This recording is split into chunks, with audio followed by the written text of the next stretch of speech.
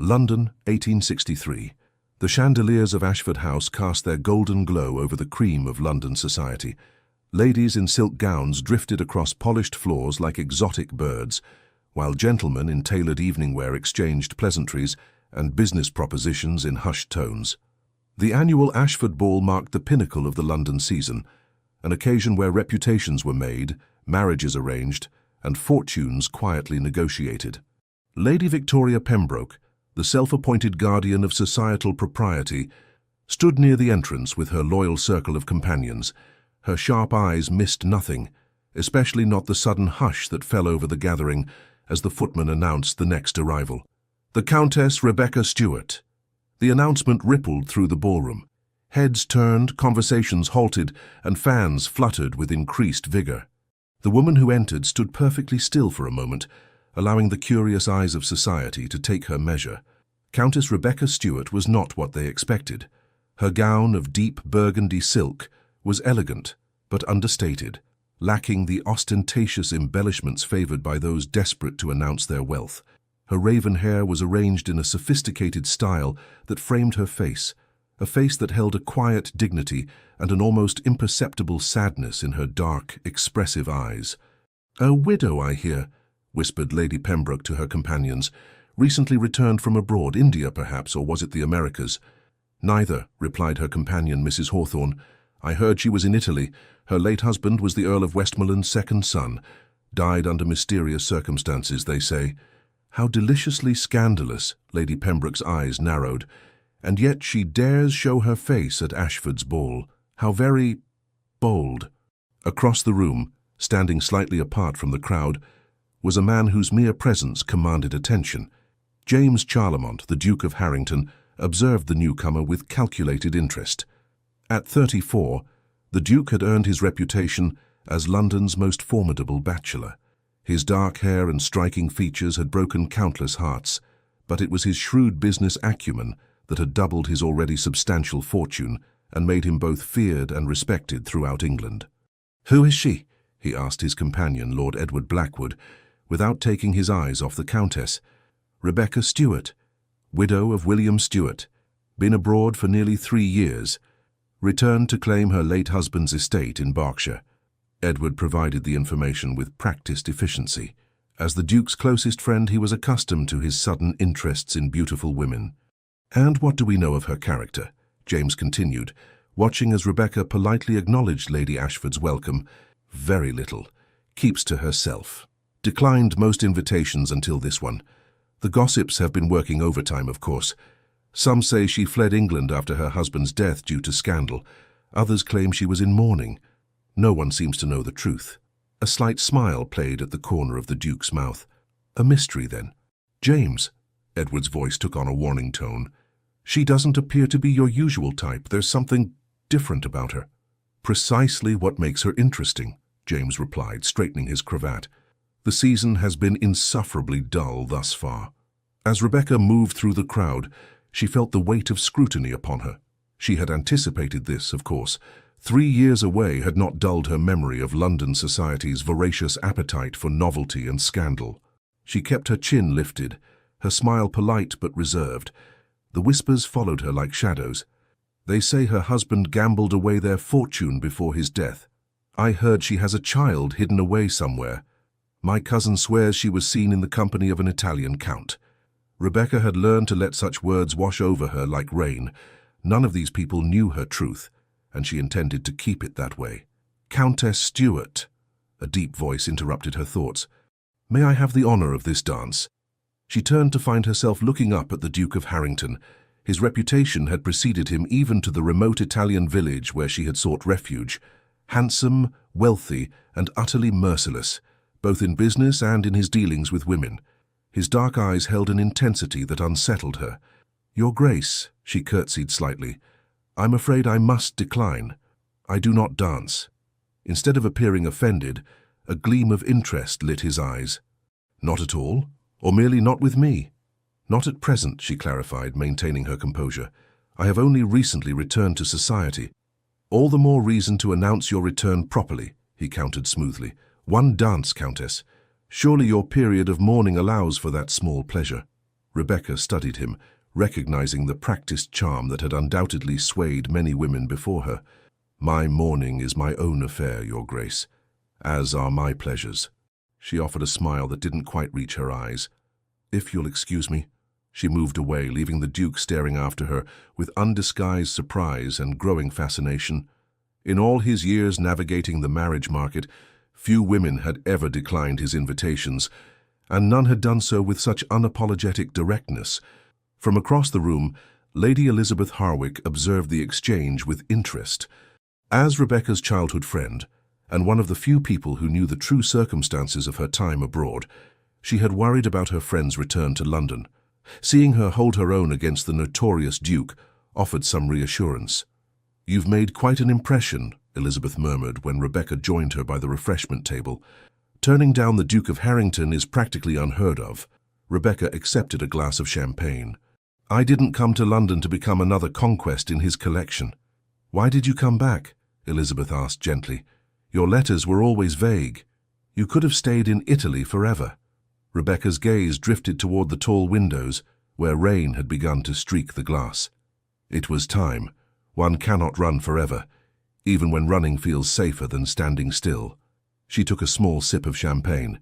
"Besides, there are matters concerning William's estate that require my attention." Elizabeth wanted to press further, but years of friendship had taught her when Rebecca's defenses were firmly in place. Instead, she changed the subject. "Lady Pembroke has been watching you like a hawk all evening. I suspect you'll be the primary topic at her tea tomorrow." "Let them talk," Rebecca replied. "They'll tire of me soon enough when they discover I have no scandals to offer." But across the room, the Duke of Harrington had not taken his eyes off her. For the first time in years, he had encountered a woman who didn't immediately succumb to his charm, a woman who carried herself with quiet dignity rather than desperate coquetry. The thrill of the challenge surged through him. "Edward," he said to his friend, "find out everything you can about Countess Stuart. Everything." Lord Blackwood sighed. "James, perhaps this time you should simply leave well enough alone. She seems to value her privacy." The Duke smiled, his eyes never leaving Rebecca's profile. "Privacy is a luxury in our world, my friend, and I intend to know exactly what secrets she's keeping behind those remarkable eyes." As the evening progressed, Rebecca navigated the treacherous waters of society with careful precision. She answered personal questions with polite deflection and engaged in conversation only long enough to avoid appearing rude. When the clock struck 11, she made her excuses to Lady Ashford and prepared to depart. As her carriage was called, she felt a presence beside her in the entrance hall. "Leaving so soon, Countess?" The Duke had materialized at her elbow. "The night is still young." "For some, perhaps," she replied. "I find these gatherings rather taxing after so long away." He studied her face in the softer light of the hall. "Where exactly were you away to, if I might ask?" "You may ask, Your Grace, but that doesn't guarantee an answer." Her response was gentle but firm. The footman announced her carriage had arrived. As she prepared to leave, the Duke spoke again, his voice lower. "We shall meet again, Countess Stuart. London is surprisingly small when one knows how to navigate it." Rebecca met his gaze directly. "London is exactly as large or small as one wishes it to be, Your Grace. Good night." As her carriage pulled away from Ashford House, Rebecca finally allowed her carefully maintained composure to falter. She leaned back against the plush seat and closed her eyes. Her return to London had been necessary, but perilous. There were secrets she had buried in Italy, secrets that must remain there if she was to reclaim any semblance of a life in England. The Duke of Harrington's interest was an unforeseen complication. Men like him were dangerous not because of their cruelty, but because of their persistence. He would not stop until he uncovered whatever mystery he believed she harbored. "Home, my lady?" her driver called through the small window. Rebecca opened her eyes, gazing at the rain-slicked streets of London passing by. "Yes, Henry, take me home." But as the carriage wound its way through the foggy streets, she wondered if England would ever truly feel like home again, or if she had forever destined herself to remain an outsider, watching life from behind a carefully constructed facade. In his own carriage, the Duke of Harrington contemplated his next move. Countess Stuart presented a unique puzzle, one he was determined to solve. What he couldn't yet admit, even to himself, was that his interest went beyond his usual pursuit of conquest. Something in her eyes had reached past his carefully cultivated cynicism and touched a part of him he had long thought dormant. "Intriguing," he murmured to himself as London's misty landscape slipped by his carriage window. "Most intriguing indeed."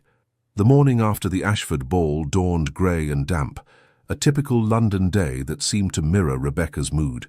She sat at the writing desk in her modest but elegant townhouse on Chester Street, reviewing correspondence that had accumulated during her absence. 3 years away had not diminished the obligations of her position, and William's estate matters had become increasingly complex. Her lady's maid, Sophie, who had accompanied her from Italy, entered with a tray of tea. "More invitations arrived this morning, my lady," Sophie announced, setting down the tray. "It seems your appearance at the Ashford ball has made quite an impression." Rebecca sighed, accepting a cup of steaming tea. "I had hoped to re-enter society quietly. If I may be so bold, my lady, that was perhaps an unrealistic expectation. A beautiful young widow with a countess title was never going to pass unnoticed." Rebecca smiled at Sophie's frankness. In Italy, their relationship had evolved beyond that of mistress and servant into something closer to friendship. The isolation of their small villa near Florence and the circumstances that had driven them there had dissolved many of the rigid barriers of English propriety. "Lady Elizabeth Harwick has invited you to tea this afternoon," Sophie continued, sorting through the invitations. "And Lady Pembroke has requested your presence at her musical evening tomorrow. I'll accept Elizabeth's invitation, of course, but I think I shall decline Lady Pembroke's. I've had quite enough scrutiny for 1 week." Rebecca picked up the letter from her solicitor. "I must visit Mr. Ainsworth today. There are matters regarding Briarwood that require my attention." Briarwood Estate had been William's family home in Berkshire, passed down through generations of Stuarts. After William's death, the property had fallen into legal limbo, partly due to her absence and partly due to William's substantial debts, which had only come to light after his passing. "Will you be claiming the estate, my lady?" Sophie asked, her voice careful. They both knew what returning to Briarwood would mean, facing the memories of her brief, troubled marriage. "I must. It's all that remains of William's legacy, and I owe it to his family name to restore it if possible." Rebecca set down her teacup with resolution. "Besides, I cannot stay in London indefinitely. The expense alone would be prohibitive." Later that morning, Rebecca's carriage brought her to the offices of Ainsworth & Son Solicitors, located in a respectable building near Lincoln's Inn Fields. Mr. Ainsworth, a gentleman in his 60s with kind eyes behind wire-rimmed spectacles, received her with evident relief. "Countess Stuart, what a pleasure to see you in person after all our correspondence. Please, take a seat." He gestured to a comfortable chair before his desk. "Thank you for seeing me on such short notice, Mr. Ainsworth. I'm eager to resolve the situation with Briarwood." The solicitor's expression grew serious as he retrieved a substantial file. "I wish I had better news, my lady. The estate's financial situation is even more precarious than we initially believed. The late Earl's debts were considerable." Rebecca had suspected as much. William had been charming and aristocratic, but his gambling habits had strained their marriage from the beginning. "How considerable?" "Without additional funds, I fear Briarwood may have to be sold to satisfy the creditors." The news, though expected, still struck her like a physical blow. "That cannot happen, Mr. Ainsworth. Briarwood has been in the Stuart family for 5 generations. I understand your attachment, but unless you can raise approximately £5,000 within the next 3 months, I see no alternative." Rebecca's mind raced. Her own modest inheritance from her father had sustained her in Italy, but it was nowhere near sufficient to cover such a sum. There must be some other solution. "There is one possibility," Mr. Ainsworth said hesitantly. "Lord Richard Stuart, your late husband's cousin, has expressed interest in the property. He has offered to clear the debts in exchange for ownership."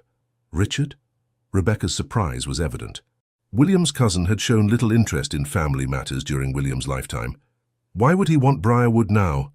"Coal, my lady. Preliminary surveys suggest there may be valuable deposits beneath the north pastures. Lord Richard has recently invested heavily in mining ventures." Rebecca felt a surge of indignation. "So he would turn a family estate into a coal mine?" "I believe that is his intention, yes. That is entirely unacceptable." She straightened her posture, her resolve hardening. I need time, Mr. Ainsworth. Surely we can delay the creditors somewhat. The solicitor looked sympathetic. I've already negotiated one extension. The most I can offer is 3 months, and that's only because your family name still carries some weight. But after that, he spread his hands in a gesture of helplessness. 3 months will have to suffice. Rebecca rose to her feet. Please draw up whatever papers are necessary to prevent Lord Richard from taking action in the meantime. I will find a way to save Briarwood. As she left the solicitor's office, Rebecca's mind was so preoccupied that she nearly collided with a tall figure on the steps. Countess Stuart, the familiar deep voice sent an unwelcome shiver down her spine. What a fortunate coincidence. The Duke of Harrington stood before her, impeccably dressed in a dark coat and top hat.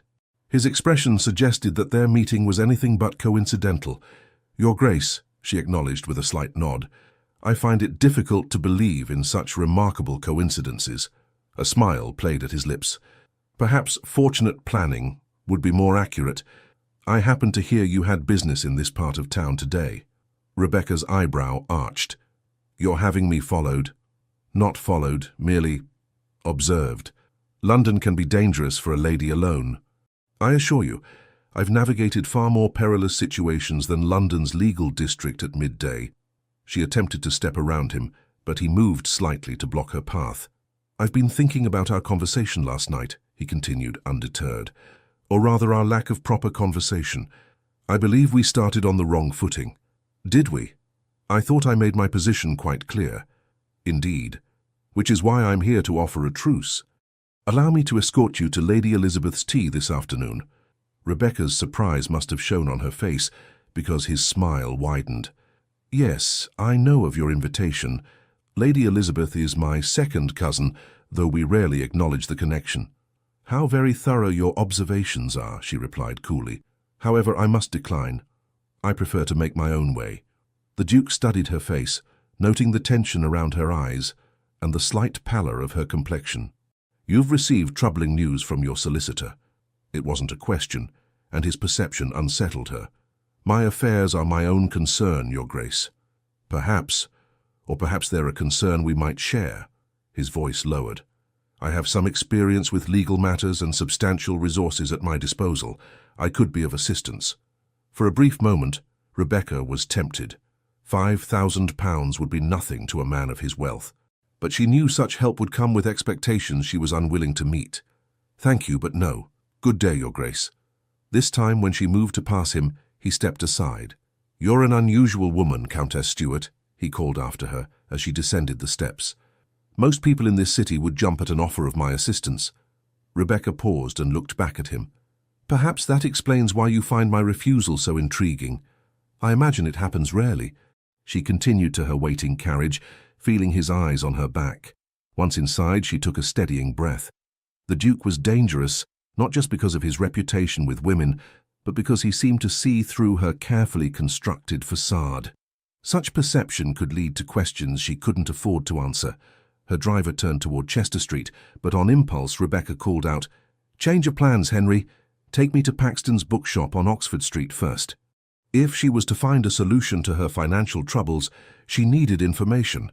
Specifically, information about potential investments that might yield returns substantial enough to save Briarwood. And for that, she needed books on commerce and finance, subjects William had always dismissed as unsuitable for a lady's delicate mind. Meanwhile, the Duke of Harrington had other matters to attend to. In his study at Harrington House on Grosvenor Square, he received Lord Edward Blackwood's report on Countess Stuart. She's the daughter of Admiral Charles Sinclair, Edward began, consulting his notes. Mother died when she was young, educated at home by a series of governesses.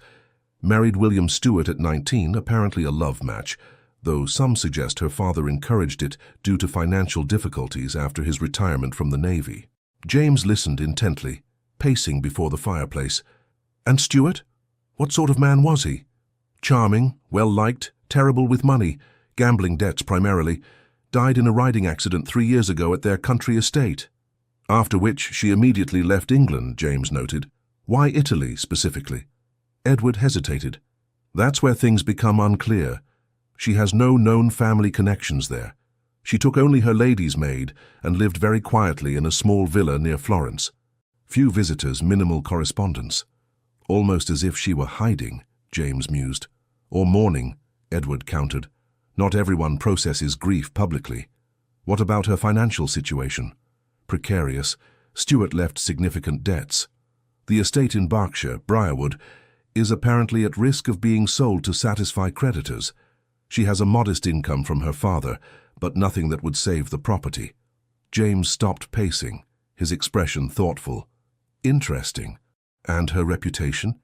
Any scandals besides her hasty departure? None that I could uncover. By all accounts, she was a devoted wife despite Stuart's indiscretions. He was unfaithful, James's voice sharpened. Notoriously so, I'm afraid. It was something of an open secret in certain circles. This information stirred an unexpected feeling in James, something close to indignation on Rebecca's behalf. He dismissed it quickly. What of her activities in Italy?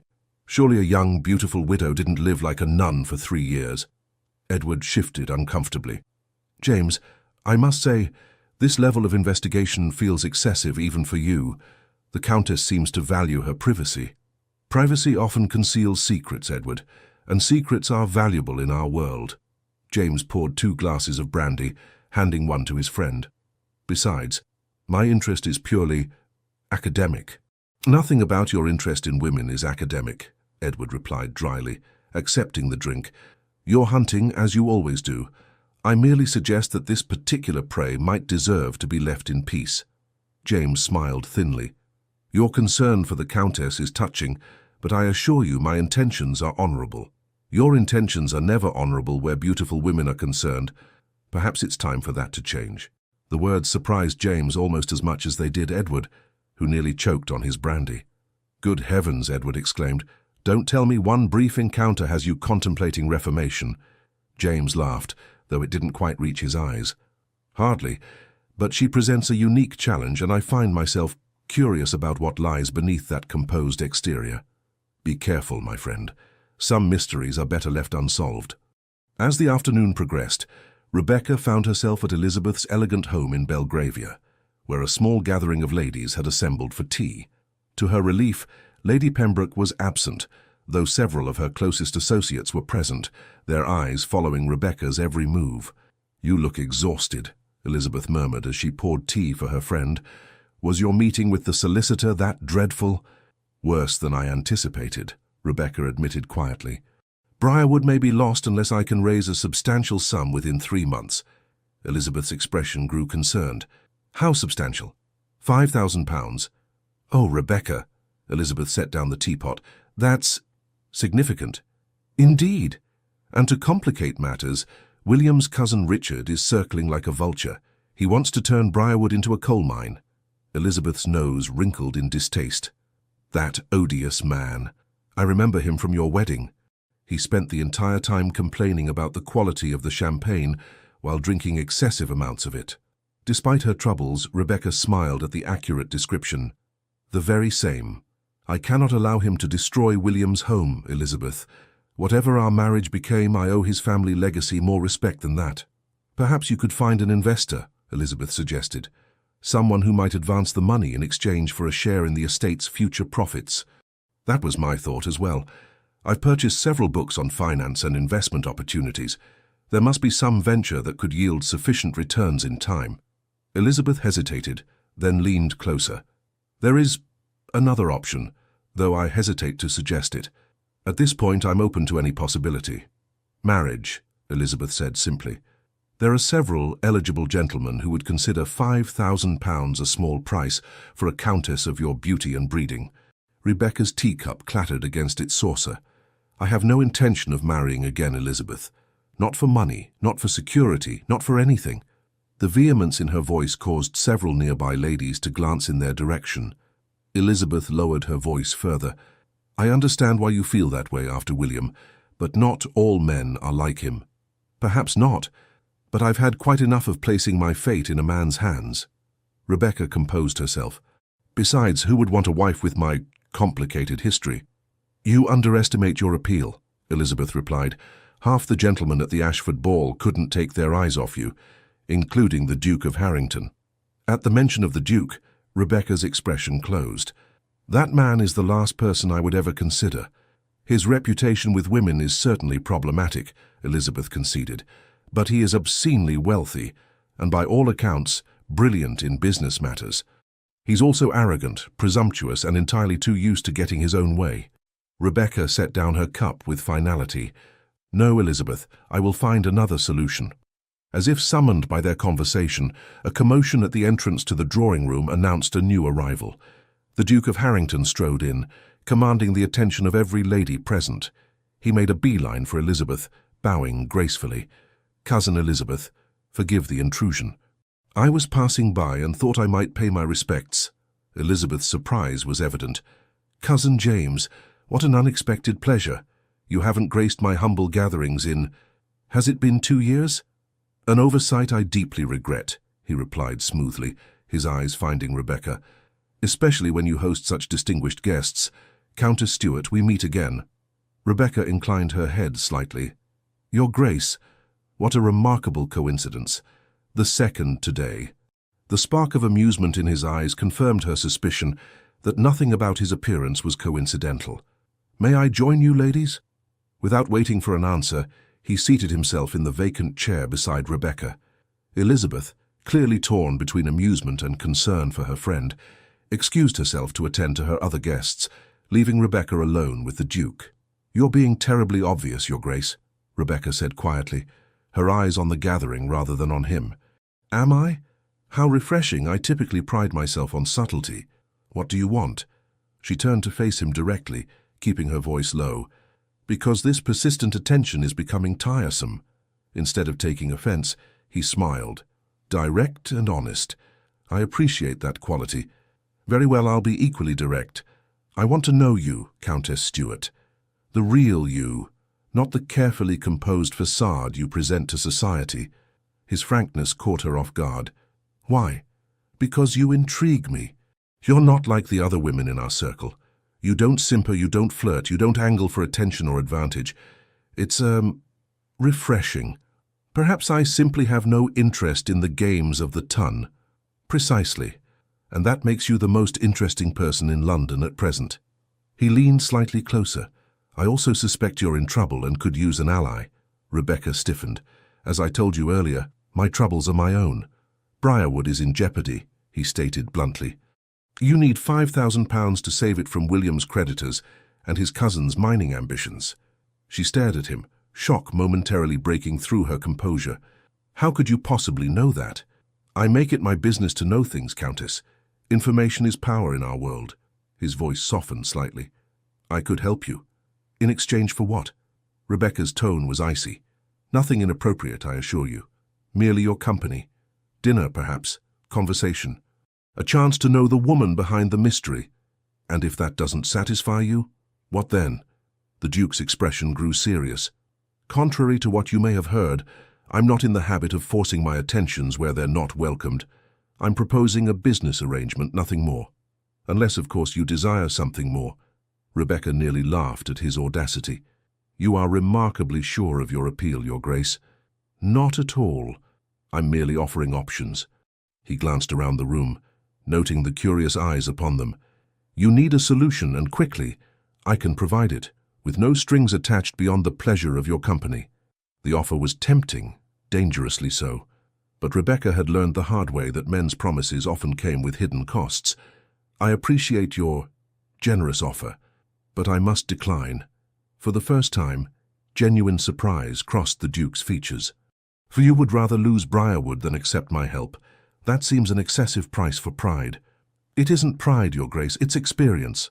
Rebecca rose to her feet. "I've learned the danger of becoming indebted to men who collect beautiful things. Now, if you'll excuse me, I should bid Elizabeth farewell." As she walked away, the Duke remained seated, his expression unreadable. What Rebecca couldn't know was that her refusal had accomplished what her beauty alone could not. It had ignited not just his interest, but his respect. And James Charlemont, Duke of Harrington, had never respected a woman before. Later that evening, as Rebecca sat alone in her study reviewing the financial books she had purchased, Sophie entered with a small package. "This was just delivered for you, my lady." The messenger said it was urgent. Rebecca opened the package to find a slim volume bound in green leather. The title read, "Modern Investment Strategies for the Discerning Gentleman." Inside the cover was a handwritten note. "Countess Stuart, since you prefer to make your own way, perhaps this might prove useful." Chapter 7. On Railway Investments is particularly illuminating. With respect for your independence, Harrington. Rebecca's first impulse was to close the book and return it immediately. But curiosity got the better of her, and she turned to Chapter 7. There, tucked between the pages, was a newspaper clipping about a new railway line being planned between London and Bristol, with shares being offered to initial investors. She studied the article carefully. The projected returns were substantial, and the timeline aligned with her needs. Most importantly, the minimum investment was within her modest means. It could be the solution she sought, a way to save Briarwood without becoming indebted to the Duke. Yet the fact that he had provided this information presented its own complication. Why would he help her after she had so firmly rejected his offer? What did he truly want from her? As the night deepened outside her window, Rebecca contemplated the Duke's motives and her own precarious situation. Whatever game he was playing, she would have to proceed with extreme caution. Too much depended on her maintaining not just her independence, but her secrets. For what no one in London knew, what no one could ever know, was that Rebecca Stuart had left England 3 years ago not merely to escape gossip or to mourn a husband, but to hide a truth that could destroy everything she had left. The following weeks brought a subtle shift in the dynamic between Rebecca and the Duke of Harrington. Rather than pursuing her directly, he seemed content to observe from a distance, appearing at the same social functions, but approaching her only for brief, cordial exchanges. This change in tactics unsettled Rebecca more than his earlier persistence had. "He's planning something," she confided to Elizabeth as they browsed fabrics at a fashionable draper's shop on Bond Street. "This sudden restraint doesn't suit his character." Elizabeth examined a bolt of pale blue silk.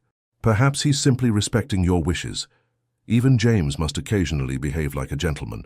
Men like the Duke don't retreat. They merely change strategies." Rebecca ran her fingers over a deep green velvet. "Besides, I received word that he's been making inquiries about my time in Italy." Elizabeth's hand paused mid-motion. "What sort of inquiries?" "Nothing specific, according to my contacts. Just questions about where I lived, who I associated with." "Are you concerned about what he might discover?" Rebecca met her friend's concerned gaze. "You know why I must be cautious, Elizabeth." "Yes, but surely after 3 years, time doesn't erase certain complications." Rebecca lowered her voice further. "If the truth about those years became public knowledge, I would be ruined, and not just socially."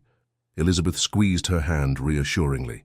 "Then we must ensure the Duke's curiosity is directed elsewhere. Perhaps if he believed you had another suitor. I have no interest in encouraging any suitors, real or imagined. It needn't be genuine, just a strategic diversion." Rebecca shook her head. "No more games, Elizabeth. I've had my fill of deception." The irony of this statement wasn't lost on either of them. Rebecca's entire return to London was built upon careful omissions and half-truths. Their conversation was interrupted by a familiar voice behind them. "Ladies, what a delightful surprise." The Duke of Harrington stood at the entrance to the shop, removing his hat in a gesture of respect. Beside him was Lord Edward Blackwood, who offered a polite bow. "Your Grace, Lord Blackwood." Elizabeth curtsied slightly, her smile diplomatic. "How unexpected to encounter you in a draper's shop." "Edward required some fabric samples for his sister's birthday gift," James explained smoothly.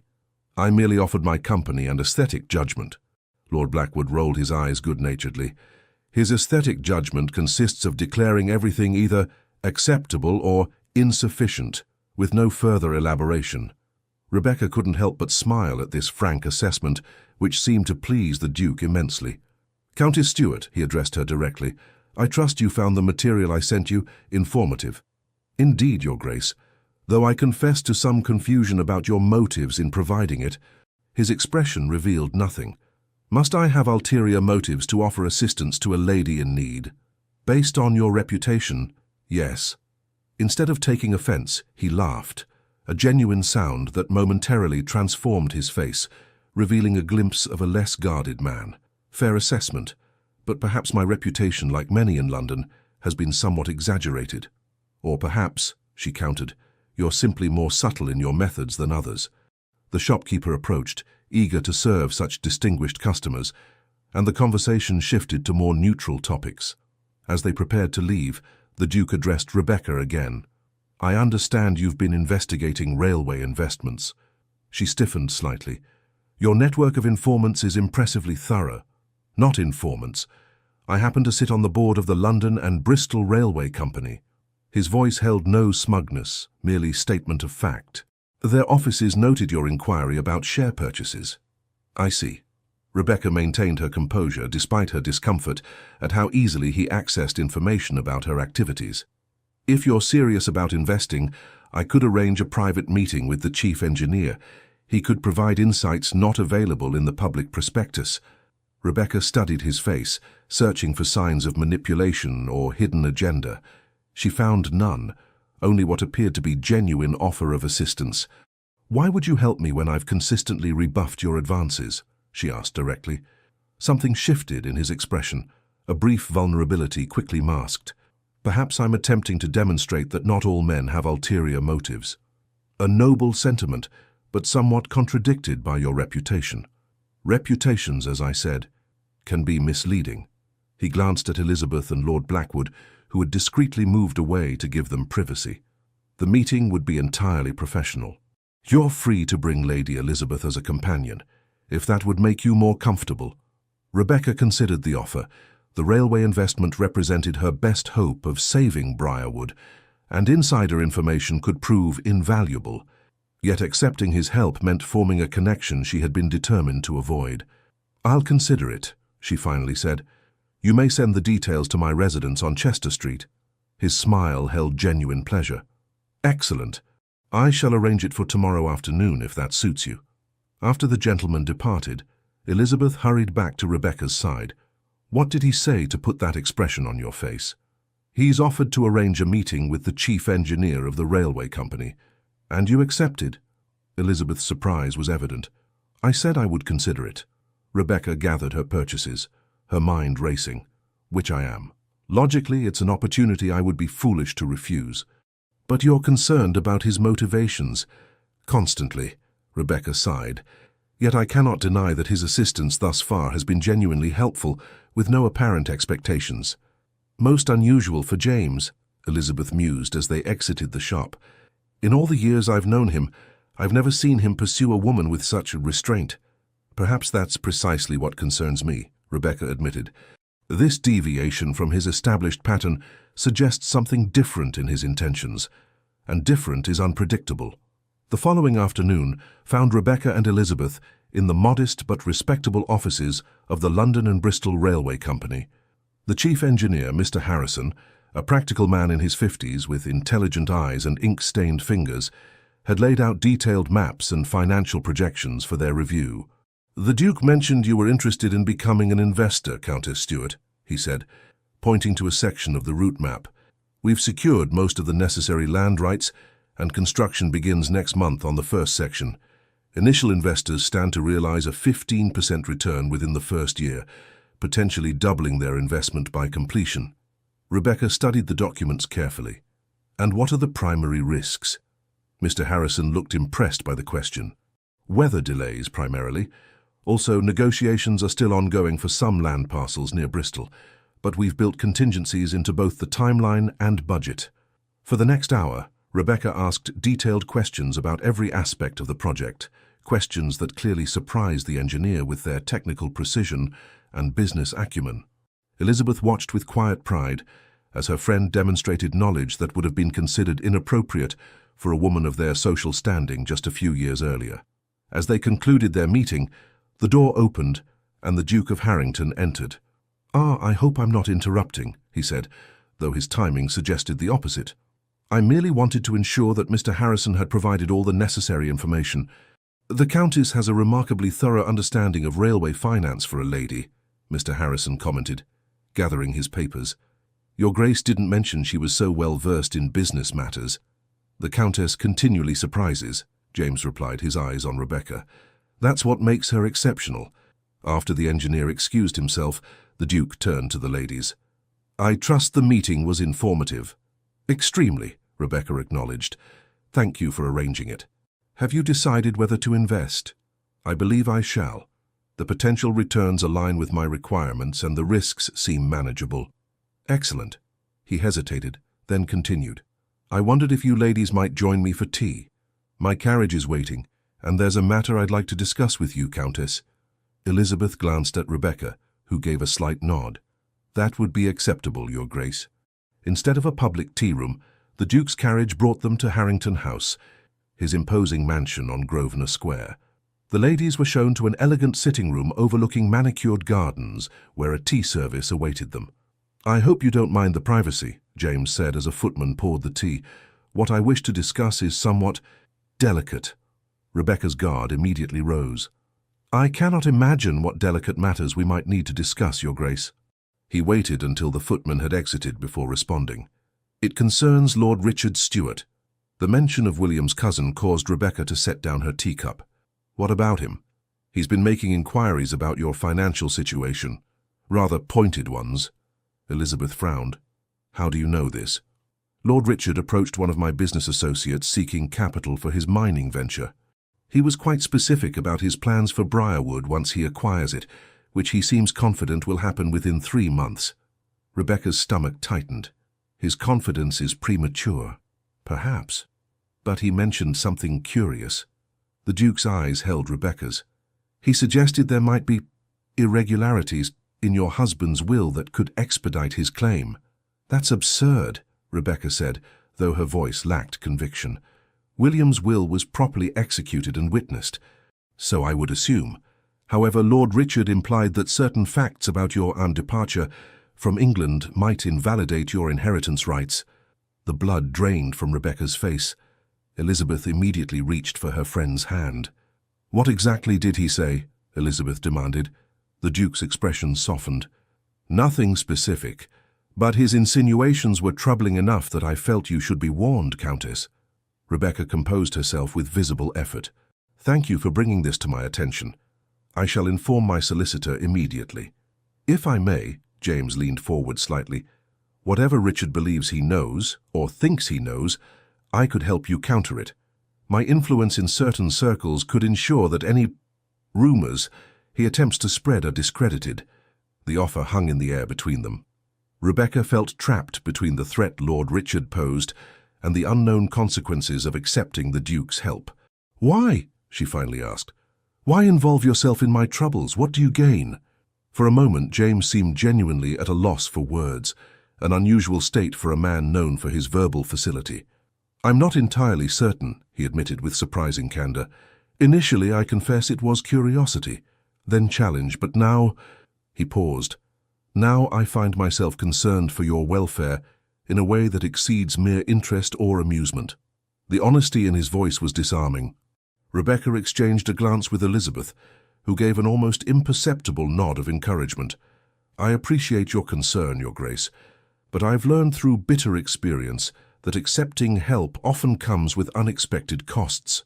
Not in this case, he countered. Consider it reparation for the many times I've behaved less than honorably toward women in the past. A ghost of a smile touched Rebecca's lips. Seeking redemption, Your Grace? Perhaps. Or perhaps I simply wish to prove myself capable of disinterested kindness. His smile matched hers. Though I will admit, your company is far from a hardship. The atmosphere in the room had shifted, the tension giving way to something more complex, a tentative connection neither had anticipated. Elizabeth, sensing the change, rose to her feet. If you'll both excuse me, I need to speak with the Duke's housekeeper about a matter concerning my aunt's former lady's maid. I believe she's now in your employ, Your Grace. James looked momentarily confused, then understanding dawned. Ah, yes, Mrs. Jenkins. By all means, Lady Elizabeth. Harrison will direct you. After Elizabeth departed, Rebecca and James sat in silence for a moment. Your friend is remarkably transparent in her matchmaking efforts, James observed dryly. Rebecca couldn't help but laugh. Elizabeth has always lacked subtlety in certain matters. I apologize for her maneuvering. No apology necessary. I find myself grateful for the opportunity to speak with you privately. The warmth in his voice caused Rebecca to study him more carefully. The Duke of Harrington she had heard about, The calculating seducer, the merciless businessman, seemed at odds with the man sitting before her now. His expression held none of the practiced charm he had displayed at the Ashford ball. Instead, there was something almost vulnerable in his gaze. "You puzzle me, Your Grace," she admitted. "Your reputation suggests a man who views women as conquests, yet your actions toward me have been considerate. Perhaps because you're the first woman who has ever looked at me and seen past the title, the wealth, and the rumors." He leaned back in his chair. "Do you know what it's like to be viewed not as a person, but as a position in society?" The question resonated with Rebecca in ways he couldn't know. "More than you might imagine. When we met at the Ashford ball, you didn't see the Duke of Harrington. You saw a man you found presumptuous and arrogant, which, admittedly, I was." His smile held self-deprecation. "You judged me on my behavior, not my status. It was refreshing. I doubt being found wanting was truly refreshing. Honesty always is, however uncomfortable." He set down his teacup. "May I ask you something personal, Countess?" Rebecca tensed slightly. "You may ask. I reserve the right not to answer." "Fair enough." He studied her face. "Why did you really go to Italy after your husband's death? The conventional period of mourning could have been observed in England." Of all the questions he might have asked, this one struck closest to her hidden truth. Rebecca considered her response carefully. "Grief expresses itself differently in each person, Your Grace. I found I could not breathe in England after William died. Too many memories, too many expectations. Italy offered anonymity and peace. It wasn't a lie, merely an incomplete truth, something Rebecca had become adept at providing." "And did you find peace there?" "For a time." She looked past him to the garden beyond the window. "But one cannot hide from life forever." "Is that what you were doing? Hiding?" The direct question caught her off guard. Before she could formulate a response, he continued, "Forgive me. That was presumptuous." He rose and moved to the window. "We all have reasons for the choices we make, reasons we don't always wish to share with others." Something in his tone suggested personal experience with secrets. Rebecca found herself curious about this man, who seemed so different in private than his public persona suggested. "What about you, Your Grace? Does your reputation accurately reflect the man you are?" He turned back to face her, sunlight from the window casting half his face in shadow. "Parts of it, perhaps. I've certainly behaved callously toward women in the past. I've been ruthless in business. I've cultivated an image of detachment that serves me well in society." He paused. "But no, the reputation doesn't tell the whole story. Few reputations do." "And what parts does it miss?" His smile was tinged with irony. "That's a question I rarely consider. Perhaps that I read poetry, that I funded 3 orphanages anonymously, that I find most social functions tedious beyond endurance." "Why maintain the facade, then?" "The same reason anyone does, I imagine, protection." He moved back to his seat.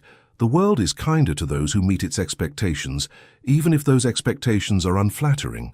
Rebecca found herself nodding in understanding. "It's easier to be the person others believe you to be than to convince them you are someone else entirely." "Precisely." His eyes held hers with unexpected intensity. "Though occasionally one meets someone who makes them wish to be seen for who they truly are." The implication hung in the air between them. Rebecca felt a curious fluttering in her chest, something she had not experienced since before William's betrayals had hardened her heart. "I should find Elizabeth," she said, rising abruptly. "We've imposed on your hospitality long enough." James stood as well. "Before you go, I want to make something clear about Richard Stewart. Whatever he believes he knows or can prove, I can help you counter it. No expectations, no conditions." "Why would you do that?" "Because I believe you deserve better than to be at the mercy of a man like Richard." His voice was earnest. "And because, despite what society may think of me, I am capable of simple human decency." Rebecca wanted to believe him. After years of guarding her heart and her secrets, the prospect of an ally, someone who might protect rather than threaten her precarious position, was tempting beyond measure. "Thank you," she said finally. "If Lord Richard makes any moves against me, I will consider your offer." It was a small concession, but the relief in James's eyes suggested it meant more to him than she had intended. As Rebecca and Elizabeth departed Harrington House, the Duke handed Rebecca into the carriage himself. Their gloved hands touched briefly, and for a moment something unspoken passed between them. a recognition of change, a possibility neither had anticipated. "Until next time, Countess Stuart," he said softly. "Until next time, Your Grace," she replied, surprised to find herself looking forward to that prospect. The carriage pulled away, leaving James standing on the steps of his mansion, watching until it disappeared from view. Inside, Rebecca sat in contemplative silence, while Elizabeth observed her with knowing eyes. "He's falling in love with you," Elizabeth stated simply. Rebecca shook her head. "Don't be absurd. The Duke doesn't fall in love. He conquers, he possesses, he discards. And yet I've never seen him look at anyone the way he looks at you." Elizabeth's voice softened. "More importantly, I've never seen you respond to anyone the way you respond to him." "I don't respond to him," Rebecca protested, though her conviction wavered. "You do. You come alive in his presence, arguing, challenging, engaging. It's the first time since William that I've seen the real Rebecca emerge from behind that carefully constructed facade of yours." Rebecca turned to gaze out the window at the passing streets of London. "Even if what you suggest were true, which it isn't, you know why any attachment would be impossible." Elizabeth reached across to take her hand. "Perhaps it's time to consider that the past need not define your future forever. 3 years is a long time, Rebecca. Circumstances change. People change." "Some things cannot change," Rebecca replied softly. "Some secrets cannot be shared. Not even with someone who might understand, who might help. Especially not with someone like the Duke." Rebecca's voice hardened. "His world is one of privilege and power. He cannot possibly comprehend the choices I've had to make." Elizabeth sighed. "You may be underestimating him, and yourself." The carriage continued through London's busy streets, carrying Rebecca toward a future increasingly complicated by feelings she had believed herself incapable of experiencing again. Despite her protestations, the Duke of Harrington had awakened something in her, something both frightening and exhilarating in its intensity. Meanwhile, across town in a considerably less elegant establishment, Lord Richard Stuart sat with a man whose shabby gentility suggested reduced circumstances. They spoke in low voices, heads bent close over a table in the corner. "You're certain of this information?" Richard asked, sliding a small pouch of coins across the table. The man pocketed the payment with practiced swiftness. "Absolutely, my lord. My cousin was employed at the villa in Florence. She saw everything. And you have proof, documents. Better, a witness willing to testify for the right price." Richard's thin lips curved into a smile. "Excellent. The Countess's time is running out faster than she knows." As night fell over London, 3 people lay awake contemplating the future. Rebecca, haunted by secrets that threatened everything she had rebuilt. James, experiencing unfamiliar emotions that challenged his cynical worldview. And Richard, plotting the destruction of a woman whose only crime had been seeking peace in a world that offered her none. The railway investment proceeded smoothly. Rebecca committed a significant portion of her modest capital to the venture, bolstered by the chief engineer's assurances and, though she was reluctant to admit it, the Duke's involvement with the company. Over the following weeks, preliminary reports indicated that construction was advancing ahead of schedule, increasing the likelihood of substantial returns. During this time, Rebecca found herself encountering the Duke with increasing frequency, sometimes by apparent coincidence, sometimes by mutual friends' arrangements. Each meeting deepened the connection between them, a connection that increasingly troubled and intrigued her in equal measure. "You're developing feelings for him," Elizabeth observed one afternoon as they walked through Hyde Park. "Don't bother denying it. I've known you too long to be deceived by that serene expression." Rebecca adjusted her parasol against the spring sunshine. "I find him less objectionable than I initially believed. That's hardly a declaration of affection." Elizabeth laughed. "For you, that practically is a declaration. You've built such walls around your heart these past years that even acknowledging someone as less objectionable is remarkable progress. The walls exist for good reason. They did once. I'm not certain they still do." Elizabeth glanced sideways at her friend. "He asked about you again yesterday when he called on Frederick." Rebecca tried to appear indifferent. "What did he want to know?" "Whether you enjoy the theatre. Apparently he has access to a private box for the new production at the Royal Opera House tomorrow evening." "And what did you tell him?" "The truth, that you adored the theatre before your marriage, but haven't attended since your return from Italy. Elizabeth paused. I also mentioned that you particularly enjoyed Mozart. Rebecca sighed. You're incorrigible. I prefer helpful. Elizabeth's expression turned serious. He'll invite you, Rebecca, and I think you should accept. Why? So London society can speculate about another conquest for the notorious Duke? No, because I haven't seen you truly smile in 3 years except when you speak of him. Elizabeth took her arm. You deserve happiness, my dear friend. Despite what you may believe, you are not condemned to solitude forever because of the past. Rebecca wanted to protest, but found she lacked the conviction. The truth was, her feelings for James had evolved beyond her control or expectations. Despite her best efforts to maintain emotional distance, she found herself anticipating their meetings, replaying their conversations, wondering about the man behind the ducal facade. That evening, a messenger delivered a small package to her home. Inside was a leather-bound copy of Mozart's The Marriage of Figaro, with a note in now familiar handwriting. The Royal Opera House, tomorrow at 7.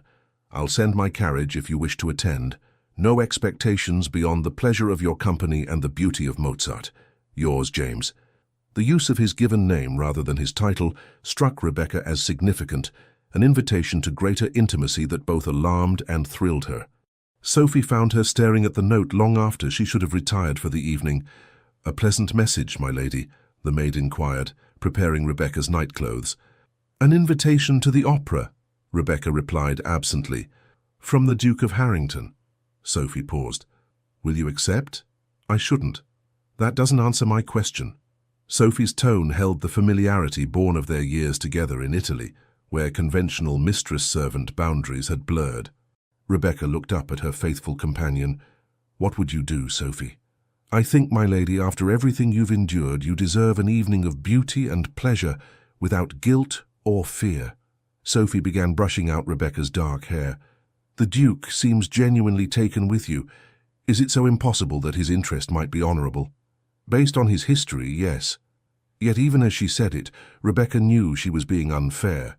The James she had come to know over recent weeks was far more complex than his reputation suggested. People change, my lady. Sophie's voice was gentle. Sometimes due to circumstances, sometimes due to meeting someone who makes them want to be better than they are. The following evening, after hours of indecision, Rebecca found herself stepping into the Duke's carriage. She had chosen a gown of deep blue silk that complemented her dark hair and pale complexion, elegant but not ostentatious. The Duke was waiting at the entrance to the opera house, his tall figure distinguished in formal evening attire. His expression when he saw her approaching contained none of the practiced appreciation he might offer any beautiful woman, but rather a genuine pleasure that transformed his features. You came, he said simply, offering his arm. Mozart is difficult to resist, she replied with a small smile. And am I also difficult to resist? The question was posed lightly, but his eyes were serious. Increasingly so, much to my consternation. He laughed, delighted by her honesty. I find your consternation far more flattering than false enthusiasm. As he escorted her to his private box, Rebecca was acutely aware of the curious glances and whispers that followed them. The Duke of Harrington with the mysterious Countess Stuart would provide gossip for weeks. People are staring, she murmured. Let them. I've endured their speculation for years. It becomes background noise eventually. The private box offered both excellent views of the stage and welcome seclusion from prying eyes. As the orchestra began the overture, Rebecca found herself relaxing for the first time in days. Music had always been her refuge, the one pleasure that transported her beyond her troubles. James watched her more than the performance, captivated by the genuine emotion that played across her features. This was Rebecca unguarded, responding to the beauty of Mozart's creation with an openness she rarely displayed in society. During the intermission, he procured refreshments, and they remained in the box, avoiding the social mingling in the lobby. You're different when you listen to music, he observed, more in present. Rebecca smiled. Music speaks truth in a way words seldom manage. There's no deception in a perfect aria, no hidden motives in a beautiful melody. Unlike most people, she amended, though I'm beginning to believe there may be exceptions. He met her gaze directly. I would like to be an exception in your eyes." The honesty of the statement caught her off guard. Before she could respond, the orchestra began tuning for the second act, saving her from having to articulate feelings she wasn't ready to acknowledge. As the performance concluded and applause filled the opera house, James turned to her. "Would you consider taking a short walk before returning home? The night is unusually mild for spring." The request was innocent enough, yet Rebecca hesitated, knowing that prolonging their evening meant lowering her defenses further. "Just to the gardens behind the opera house," he clarified, sensing her reluctance. "Well within the bounds of propriety." "Very well," she agreed. A short walk. The gardens were illuminated by strategically placed lanterns, creating pools of golden light among the shadows.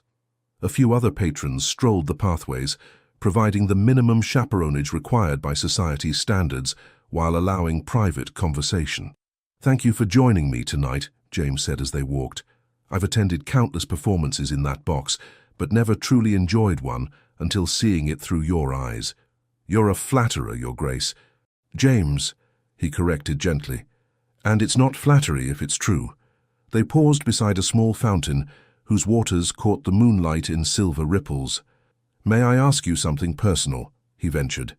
Rebecca tensed slightly but nodded. "Were you happy in your marriage? Before—" he hesitated. "Before whatever happened that sent you to Italy?" The directness of the question caught her off guard. Most people in their circle would never address such a topic so plainly. "Initially," she answered after a moment, "William was charming, attentive. He made me feel cherished. But it changed." "How?" Rebecca considered how much to reveal. "He had gambling debts I didn't know about when we married. As they mounted, he became desperate, then reckless. He began drinking heavily, staying away for days at a time." She paused. "There were other women, many of them. He made no particular effort to be discreet." James's expression darkened. "He was a fool." "He was troubled," Rebecca corrected, "and I was naive. I believed love could overcome any difficulty. And now I believe that love, while powerful, is not always sufficient. It requires honesty, respect, and trust to survive." She looked up at him. "Qualities I suspect you understand the importance of, despite your reputation suggesting otherwise." He was silent for a moment, his expression thoughtful. "My reputation as a seducer is not entirely undeserved," he finally said. "I've treated women as conquests, as temporary amusements. I've been careless with feelings and callous in my dismissals. Why are you telling me this? Because I want you to know who I was, so you can appreciate who I'm trying to become." His voice lowered. "Because when I'm with you, I find myself wanting to be worthy of the way you look at me when you forget to be guarded." The confession, so unexpected and sincere, stirred emotions Rebecca had long suppressed. For a moment she allowed herself to imagine what it might be like to trust again, to open her heart to this complex man who seemed as surprised by his feelings as she was by hers.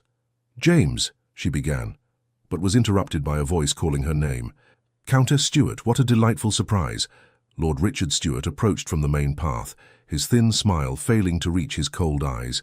Rebecca instinctively stepped back, creating distance between herself and James. "Lord Richard," she acknowledged stiffly, "I didn't realize you were a patron of the opera." "Occasionally, though I find I'm drawn more to the dramatic performances outside the theatre." His gaze shifted meaningfully between her and the Duke. "Your Grace, I don't believe we've been formally introduced. Richard Stuart, cousin to the late Earl of Westmoreland." James's expression revealed nothing as he inclined his head slightly. "Lord Richard, the Countess has mentioned you." "All good things, I hope." Richard's smile widened. "Though I imagine our dear Rebecca has many stories she prefers not to share, particularly about her time in Italy." The implied threat was unmistakable. Rebecca felt cold dread settling in her stomach. "The weather has turned chilly," she said, pulling her shawl closer around her shoulders. "I believe it's time I returned home." "Of course," James responded immediately, offering his arm. "Lord Richard, if you'll excuse us." Richard bowed with exaggerated courtesy. "By all means. Though, Countess, we really must arrange a time to discuss family matters. I've recently acquired some information about Briarwood that might interest you." "My solicitor handles all matters related to the estate," Rebecca replied coldly. "This is rather more personal than legal." Richard's eyes gleamed with malice. "Family secrets, you might say." James felt Rebecca's hand tighten on his arm. "Good evening, Lord Richard," he said with finality, steering Rebecca toward the main entrance where his carriage waited. Once they were safely inside the vehicle, Rebecca released a shaky breath. "I apologize for that unpleasant encounter." "No apology necessary." James studied her pale face with concern. "He was deliberately trying to intimidate you.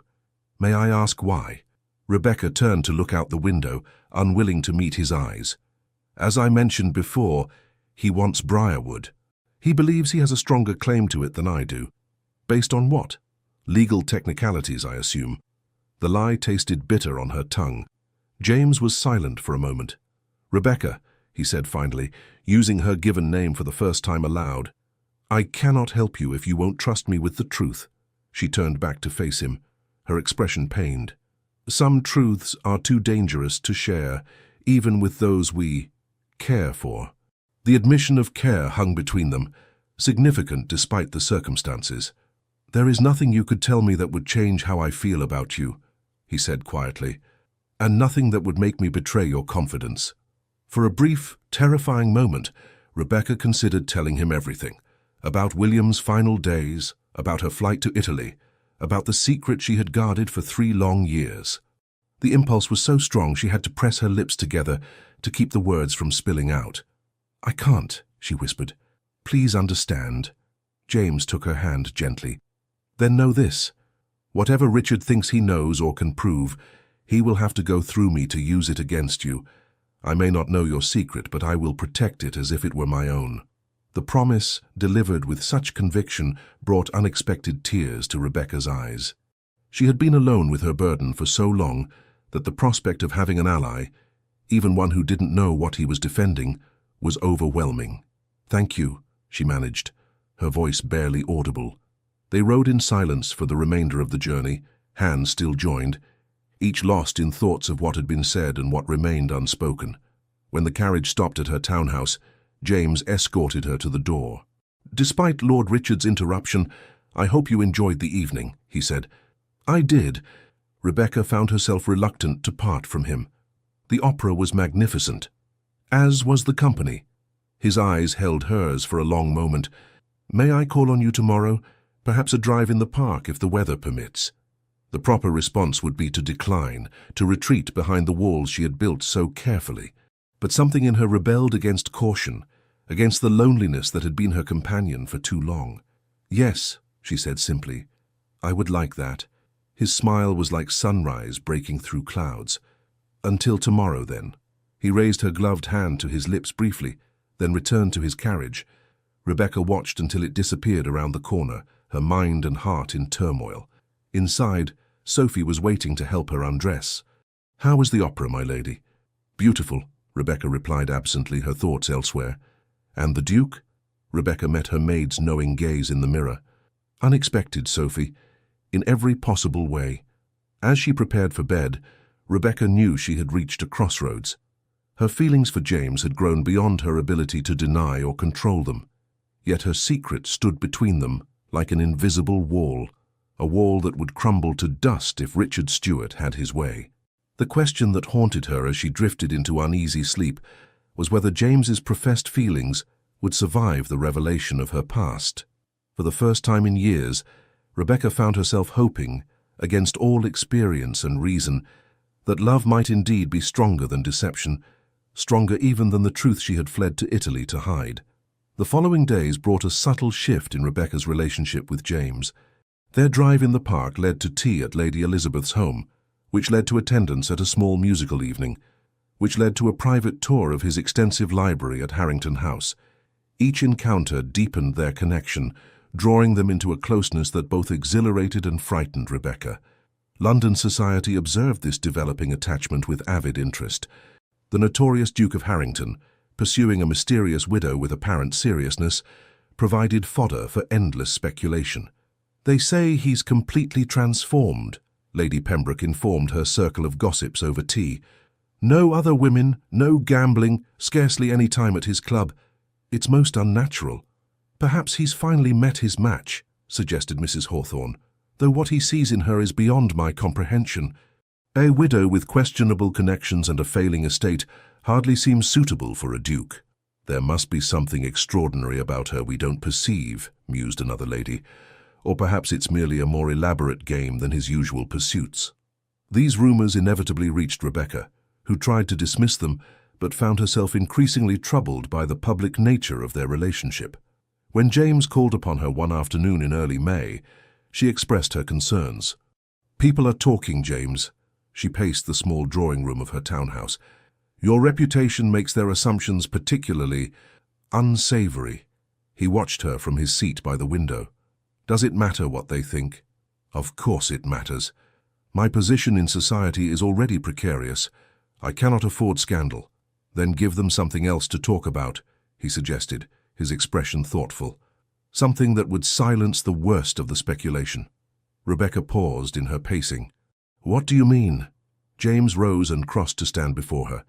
"Let me court you properly, Rebecca, openly, with honorable intentions." Her heart seemed to stop momentarily. "You cannot be serious." "I've never been more serious about anything in my life." His voice was steady, his gaze unwavering. "These past weeks have shown me what I never believed possible, that there exists a woman who sees me as I truly am and challenges me to be better than I have been." "James, you don't know me. Not truly. There are things in my past that would make you reconsider such feelings. Do you imagine my past is unblemished?" He took her hands in his. "I've told you about the man I was before I met you. I've made no secret of my failings, yet you've seen beyond them to who I am trying to become." Rebecca gently withdrew her hands. "My secrets are not mere failings, James. They are complications that would affect any future we might contemplate. Then share them with me. Let me decide for myself what I can accept." The plea was earnest, his expression open and vulnerable, in a way few people had ever seen. For a moment, Rebecca wavered. "I cannot," she said finally. "Not yet. Perhaps not ever." Instead of anger or frustration, his face showed only compassion. "Then I will continue to earn your trust until you can. But my feelings will not change, Rebecca, and my offer of courtship stands." Before she could respond, Sophie entered with a message. "Forgive the interruption, my lady, but this just arrived from Mr. Ainsworth. He said it was urgent." Rebecca took the sealed letter with a sense of foreboding. Breaking the seal, she scanned the contents, her expression growing increasingly troubled. "What is it?" James asked, concerned by the sudden pallor of her complexion. "Lord Richard has filed a formal challenge to my inheritance rights," she said, her voice barely audible. "He claims to have evidence that I abandoned my duties as William's wife prior to his death, which would invalidate my claim to Briarwood under the terms of the entailment." James moved to her side. "May I?" He gestured to the letter. After a moment's hesitation, she handed it to him. As he read, his brow furrowed. "This is nonsense," he declared. "Legal maneuvering designed to intimidate you. His so-called evidence is likely non-existent." Rebecca sank into a nearby chair. "You don't understand. He may indeed have evidence." A heavy silence fell between them. James carefully refolded the letter and placed it on the side table before kneeling beside her chair. "Rebecca," he said gently, "whatever it is you're afraid of, facing it with an ally is better than facing it alone." She looked at him, this man who had somehow breached her defenses and awakened feelings she had thought forever dormant. In his eyes, she saw not judgment, but unwavering support. "Very well," she whispered, "but not here. There are too many ears in London." "Where then?" "Briarwood." The decision formed as she spoke it. "It's fitting that you should hear the truth there, where it all began." James nodded, understanding the significance of her choice. "When?" "Tomorrow, before my courage fails me." She attempted a smile that didn't reach her eyes. "Though I warn you, what you learn may change everything between us." "Nothing could change how I feel about you," he insisted. Rebecca's expression was sad. "Don't make promises you cannot keep." The following day dawned clear and mild. James had arranged for his private carriage to convey them to Berkshire, with Elizabeth accompanying them as propriety demanded. The 3-hour journey passed in relative silence, each lost in their own thoughts. As they approached Briarwood Estate, Rebecca gazed out the window at the familiar landscape with mixed emotions. The rolling hills and ancient oak trees had once represented home and hope. Now they stood as silent witnesses to the collapse of those dreams. The house itself, a substantial Georgian manor of weathered stone, looked shabbier than she remembered. 3 years of minimal maintenance had taken their toll on the once pristine estate. "It's lovely," Elizabeth remarked as the carriage wound up the long drive. "A bit neglected, perhaps, but the bones are beautiful." "It was magnificent when I first came here as a bride," Rebecca said softly. "William took great pride in the grounds, if not in the financial management of the estate. James observed the property with a critical eye. With proper investment, it could be restored relatively quickly. The structural elements appear sound." As the carriage stopped before the main entrance, an elderly man in the formal attire of a butler emerged from the house. "Mr. Simmons," Rebecca greeted him warmly as she alighted from the carriage. "How good to see you again." The butler bowed deeply. "Welcome home, my lady. We've prepared the main rooms as you requested, though I fear you'll find them not up to their former standard." "I'm sure they'll be perfectly adequate," she assured him. "May I present His Grace, the Duke of Harrington, and Lady Elizabeth Harwick?" Simmons bowed again, his expression revealing nothing of what must have been considerable surprise at her distinguished guests. "Refreshments have been laid in the drawing-room, my lady. Mrs. Collins has prepared luncheon for 1 o'clock. The interior of Briarwood confirmed James's assessment, structurally sound but showing clear signs of financial constraints in its maintenance. Faded fabrics, worn carpets, and empty spaces where valuable items had once stood told the story of William Stuart's financial mismanagement. After a brief refreshment, Elizabeth tactfully suggested she might like to explore the gardens, giving Rebecca and James the privacy their conversation required. When they were alone in the drawing-room, Rebecca moved to the window overlooking the south lawn. "I came to Briarwood as a bride of 19, she began without preamble. "My father had recently died, leaving me with a modest inheritance but no home of my own. William seemed like everything I could have wished for, handsome, charming, from a respectable family." She paused. "I was so desperately in love with him." James remained silent, giving her space to tell her story in her own way. "The first year was wonderful, or so I believed. I later discovered that even then he was gambling away his inheritance and accumulating debts. By our second anniversary, creditors were calling regularly. William began to stay away for days, sometimes weeks. When he returned, he often brought friends, men whose company I found distasteful." She turned from the window to face James. "One night, after a particularly disastrous evening at the gaming tables, William came home in a rage. He'd lost an enormous sum to Lord Richard, money he didn't have. Richard came with him, demanding payment." Her voice faltered. "William offered him an alternative form of payment." James's expression darkened as understanding dawned. "He offered you?" Rebecca nodded, the memory still painful despite the passage of time. "Not directly, of course. He suggested Richard stay as our guest, placed him in the bedroom adjoining mine, and then announced he had urgent business in London. Before he left, he told me to be hospitable to his cousin. His meaning was unmistakable. What did you do?" "I locked my door and did not emerge until William returned 3 days later. Richard was furious, of course. He felt cheated of his compensation." Her voice was bitter now. "William beat me for my disobedience. It was the first time, but not the last." James's hands clenched into fists, his jaw tight with anger on her behalf. "The blackguard," he muttered. "Had he lived, I would have called him out for such treatment." Rebecca gave a sad smile. "Dueling wouldn't have changed his nature. Nothing could." She moved to sit on a faded settee. "After that night, our marriage became a prison. William drank heavily and was often violent. He brought women into our home, sometimes serving maids, sometimes women from the village, occasionally ladies of his acquaintance who had no more morals than he did. Why didn't you leave him? Seek protection from family or friends?" "I had no family left. And divorce was unthinkable for a woman of my position. I would have been utterly ruined. Besides, William made it clear that if I attempted to leave, he would ensure I was declared mentally unstable and confined to an asylum."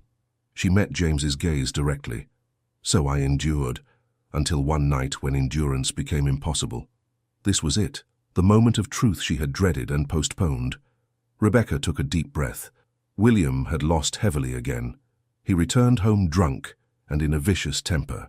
Sophie was bringing my evening tea when he burst into my room. She swallowed hard. He began to beat me with his riding crop. When Sophie tried to intervene, he struck her as well. Something in me broke, James.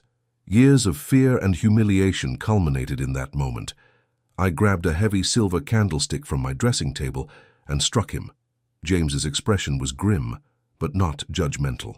Self-defense is no crime, Rebecca. It became one when he fell, striking his head on the marble fireplace hearth. Her voice was barely a whisper now.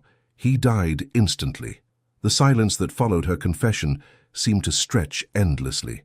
Rebecca couldn't bear to look at James, certain she would see horror or disgust in his eyes. "What happened then?" he finally asked, his voice carefully neutral. Sophie and I panicked. We knew that even with the years of abuse, I would likely be charged with murder. William had been careful to limit his violence to times when there were no witnesses beyond the servants, who would not be considered reliable against a peer's word, and he had friends in influential positions who would ensure I received no mercy. She rose and began pacing, relieving the tension that had built within her. We made a desperate decision. William had been planning to go riding early the next morning. We dressed him, carried him to the stables and arranged for him to be found on the grounds, as though he had been thrown from his horse and suffered a fatal head injury. And no one questioned this. The local doctor had treated William for injuries from falls before. He was a notoriously reckless rider, especially when drunk, and the head injury was consistent with such an accident. She paused. But we were terrified that someone might discover the truth. So after the funeral, I claimed I couldn't bear to remain at Briarwood with its memories. We fled to Italy, where no one knew us or our circumstances. James was silent for a long moment, absorbing the full weight of her confession. Rebecca waited, her heart pounding for his judgment. "So this is the secret Richard believes he has uncovered," he finally said. "Yes. If he can prove that William died by my hand rather than by accident, I would lose all claim to Briarwood. More importantly, I could be tried for murder." She looked at him directly now. "Do you understand now why I said your feelings might change when you knew the truth? I am, by the strictest definition, a murderess." James rose and crossed to where she stood. "You are a woman who defended herself against brutal treatment after years of endurance. William's death was an accident born of his own cruelty. The law may not see it that way. Then the law is wrong," he stated firmly. "Rebecca, nothing you have told me diminishes my regard for you. If anything, knowing what you have survived only increases my admiration for your strength and dignity." She searched his face for any sign of revulsion or judgment, finding none. "You cannot mean that. The scandal alone would destroy your position in society. My position can withstand far worse than the revelation that the woman I love defended herself against a monster." The words escaped before he could consider them, but once spoken he did not retract them. "Yes, Rebecca, I love you. I believe I began falling in love with you the moment you refused to dance with me at the Ashford ball." Rebecca's eyes filled with tears. "James, you mustn't. I'm not free to love or be loved. This shadow will always hang over me. Only if we allow it to." He took her hands in his. "Richard Stewart is a bully and an opportunist. Whatever evidence he thinks he has, we can counter it. Together." "How?" Her voice broke on the word. "If he has found someone who knows the truth, a servant from Briarwood perhaps, or someone in Italy who observed us, then we will deal with that person directly." James's expression hardened with determination. "I have resources and connections that Richard cannot match. More importantly, I have the truth of who you are. A woman of extraordinary courage and principle who has endured more than anyone should have to bear." For the first time since William's death, Rebecca allowed herself to imagine a future not defined by fear and secrecy. The possibility of happiness, of love, with this man who stood before her, offering not judgment, but protection and understanding, seemed almost too precious to contemplate. "I don't deserve such loyalty," she whispered. "I deserve that and far more."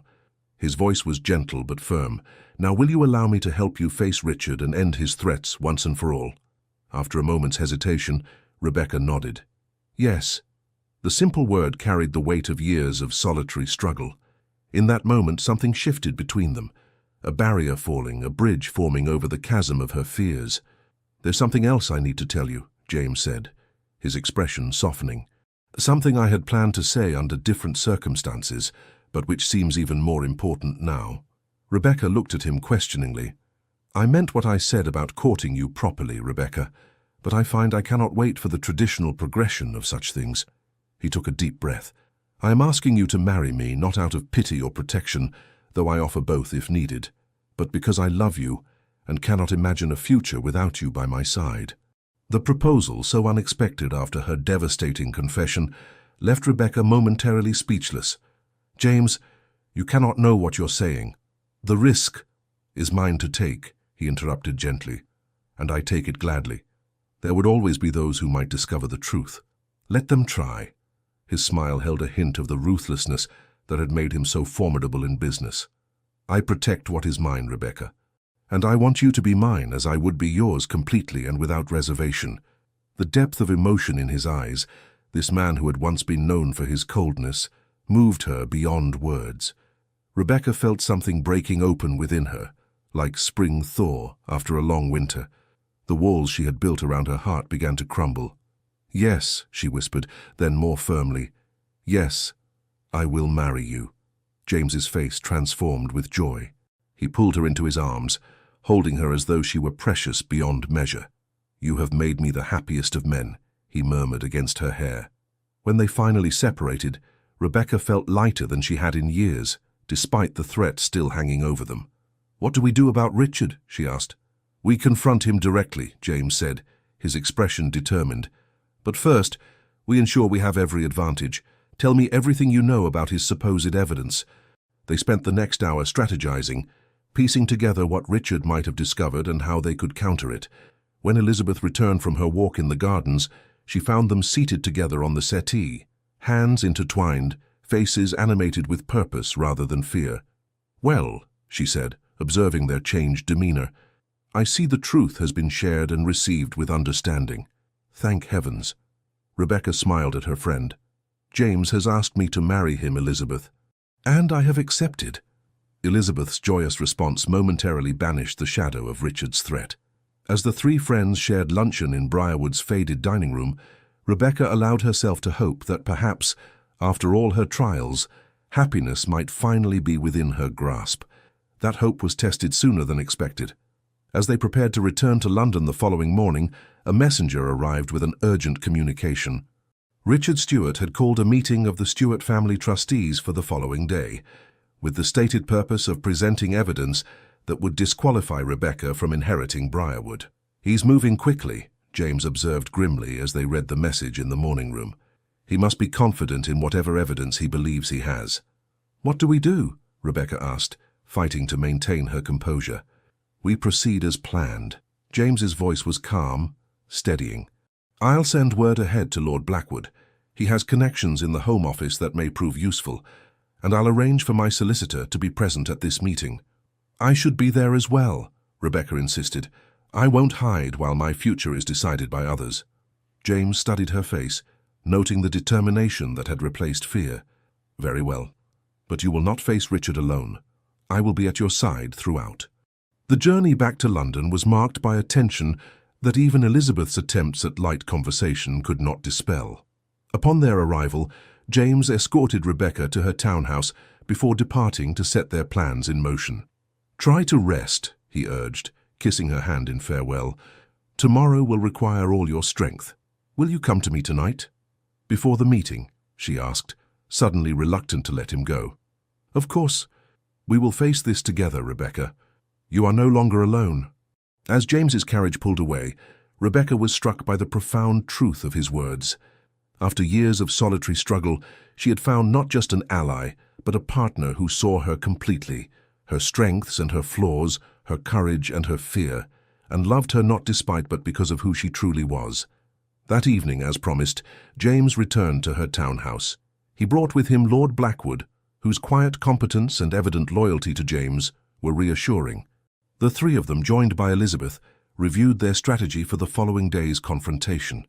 "Richard has requested that a representative from the magistrate's office be present," James informed them. "He clearly intends to make this a legal matter rather than merely a question of inheritance. Rebecca paled but maintained her composure. "He means to have me arrested." "He will not succeed," Lord Blackwood stated with quiet confidence. "I've made certain arrangements that should prevent such an outcome." The mysterious assurance in his tone prompted a questioning look from Rebecca. "Edward has certain connections that often prove invaluable in delicate situations," James explained. "It's better for all concerned if the details remain vague." The rest of the evening was spent in careful preparation. By the time James and Lord Blackwood departed, Rebecca felt as ready as she could be for whatever the next day might bring.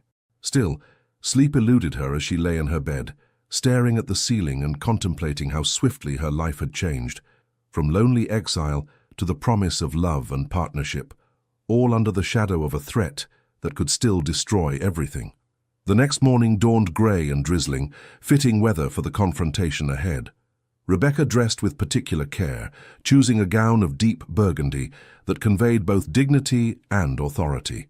Sophie helped arrange her dark hair in a simple but elegant style. "You look ready for battle, my lady," the maid observed. Rebecca met her eyes in the mirror. "In a sense, I am. But this time, I'm not fighting alone." James arrived precisely at the appointed hour, his formal attire and resolute expression matching her own battle-ready appearance. In the carriage on the way to the solicitor's office where the meeting would take place, he took her hand. "Whatever happens today," he said quietly, "remember that you are not defined by a single moment of desperate self-defense, but by every choice you've made since. Choices of dignity, resilience, and integrity."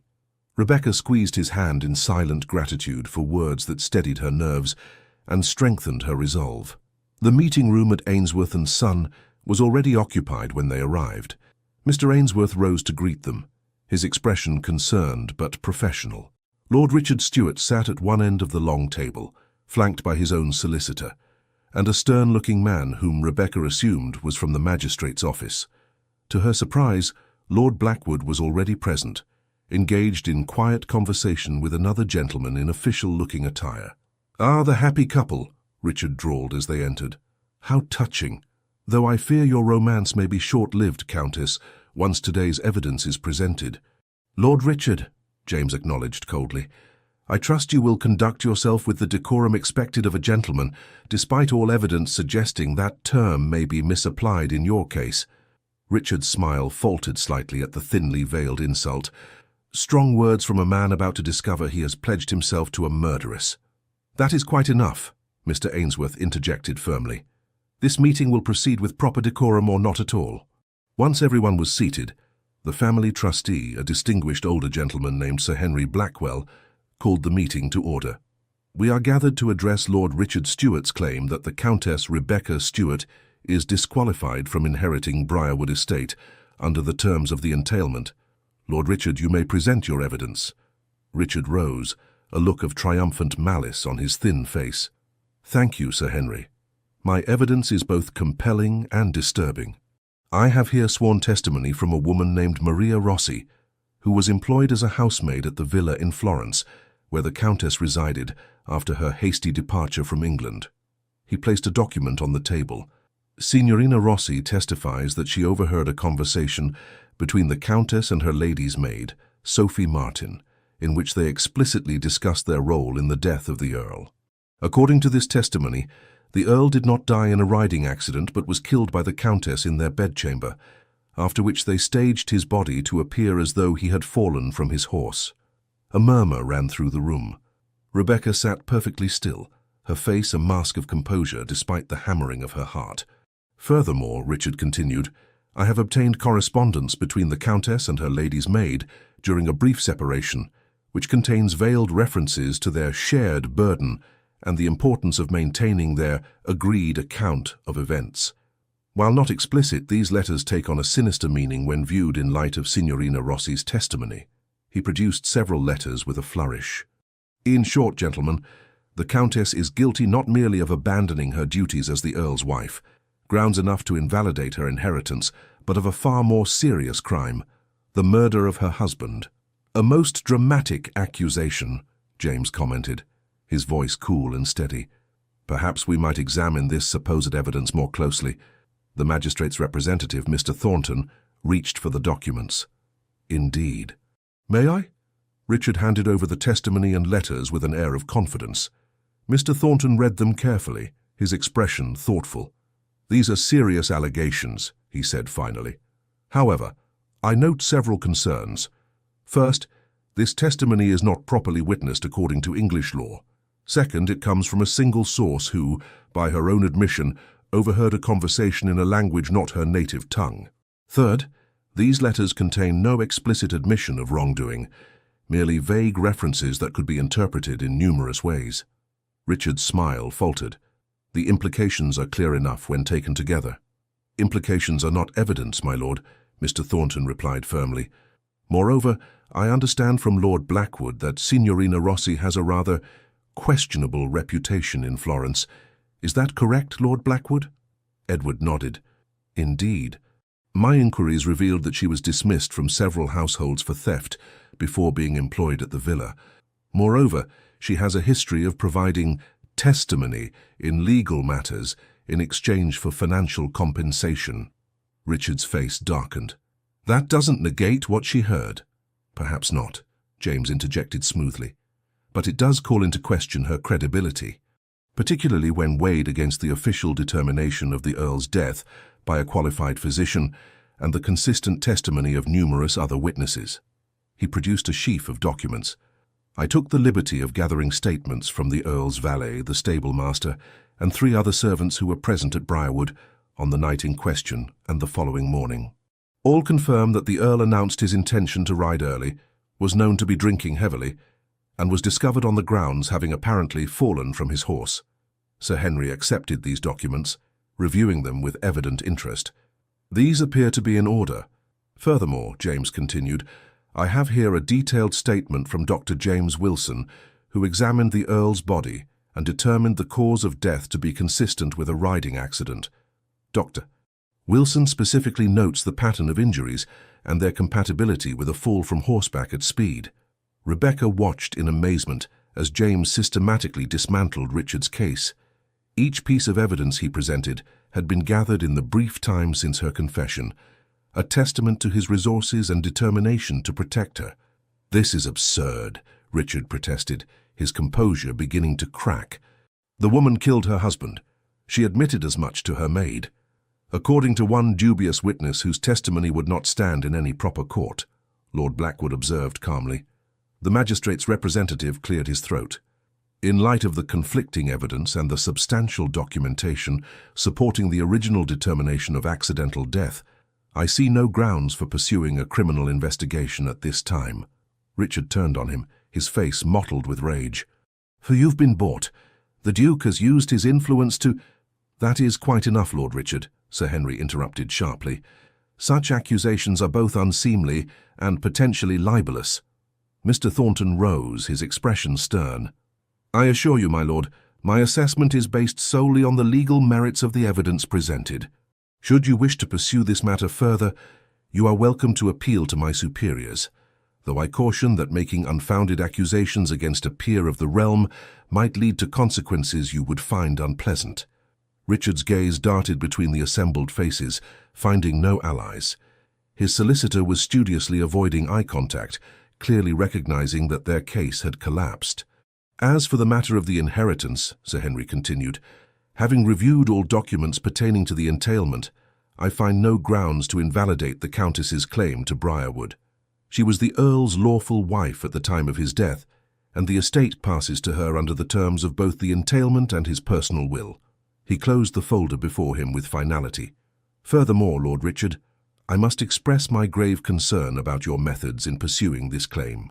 Attempting to malign the reputation of a widow through such questionable means is beneath the dignity of your position. Rebecca sat in stunned silence, scarcely able to believe that the threat hanging over her for 3 years had been so decisively neutralized. Beside her, James squeezed her hand gently, his expression one of quiet triumph. Richard, his face now ashen with fury and humiliation, glared at Rebecca. This isn't over, he hissed. Your secrets will come to light eventually. Before anyone could respond to this threat, Lord Blackwood spoke, his voice deceptively casual. Speaking of secrets, Lord Richard, I've recently been in communication with a certain gentleman in Brussels who has quite interesting tales to tell about your activities there last year. Something about forged promissory notes and a married countess. Most fascinating. I'm sure society would find these stories most enlightening. Richard blanched, his mouth opening and closing without sound. I suggest, Lord Blackwood continued pleasantly, that you consider relocating to your hunting lodge in Scotland for an extended period. The Highland air is said to be excellent for clearing one's mind and adjusting one's priorities. The threat was unmistakable despite its polite delivery. Richard looked as though he might protest, but after a moment of tense silence, he gathered his papers and stormed from the room, his solicitor hurrying after him. As the door closed behind them, Rebecca released a shaky breath. "Is it truly over?" James nodded. "Richard won't risk further accusations, not with what Edward has on him. And without his claims, there is no case against you." Sir Henry approached them, a kind smile on his weathered face. "Countess Stuart, I believe congratulations are in order, not just for your vindication today, but for your engagement as well. The Duke is a fortunate man." "The fortune is entirely mine, Sir Henry," James replied, his eyes on Rebecca, "and I intend to ensure the Countess never again has cause to doubt her security or happiness." The aftermath of the meeting saw Rebecca and James returning to her townhouse, where Elizabeth and Sophie awaited news with barely contained anxiety. When Rebecca announced their victory, the relief in the room was palpable. "It's truly over?" Sophie asked, tears in her eyes. "Thanks to James and Lord Blackwood, yes." Rebecca turned to her fiancé with wonder. "I still scarcely believe how quickly you assembled the evidence needed to counter Richard's claims." James smiled. "Money and influence have their uses, particularly when deployed in a righteous cause." "And the letters?" she asked. "The ones Richard claimed were incriminating, were, as Mr. Thornton noted, vague enough to be interpreted in multiple ways. Without Signorina Rossi's testimony to provide context, they proved nothing." Elizabeth, who had been watching her friend closely, moved to embrace her. "You're free, Rebecca. Truly free to live and love without fear." The realization washed over Rebecca like a cleansing wave. For the first time since that terrible night at Briarwood, she could look to the future without dread. The secret that had weighed so heavily upon her had been shared and accepted by the man she loved, and the threat of exposure neutralized.